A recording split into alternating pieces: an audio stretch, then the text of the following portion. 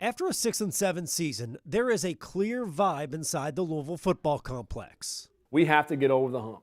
We have to. There's one play here or one play there. This theme this summer is finished.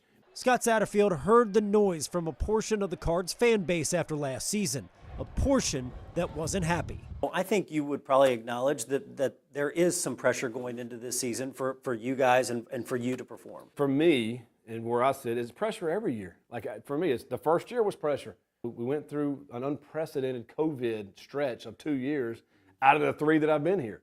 You know, to me, it's a little bit unfair for any program throughout the country. How do you term, you know, wins and losses throughout a year where you didn't even play your guys because they couldn't play. But I also get the fact that everybody wants to compete for championships, including me and including everybody in this building. That's what we're training for every single day, is to win a championship.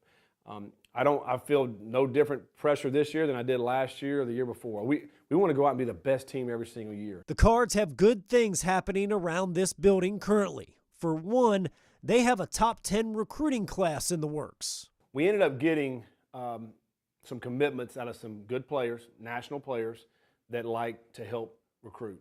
And I think when you do that, then it just starts snowballing. Satterfield is learning to deal with a new reality of college athletics, a changing landscape when it comes to NIL and the transfer portal. Is it a headache now? It's a headache with roster management. That's the biggest thing we have to deal with. You know, how many DBs do we have? How many wideouts do you have? How many D-line? You know, are you going to lose any here or there? You know, because right now there's not any rules. Like, these guys can leave anytime. Another issue, tampering. Shortly after spring practice, Louisville starting wide receiver Tyler Harrell entered the transfer portal and eventually ended up at Alabama. Do you feel like Alabama tampered with Tyler Harrell? There were certainly conversations that had there. We all know that. It's just common sense, you know. I mean, he jumps in the portal and a week later he's going to Alabama. I mean, so it's just common sense to what happened there. How it all happened, I don't know. You know, I'm not in these conversations. But I do know, you know, obviously there was conversations that were had. And, you know, and who had those, I have no idea.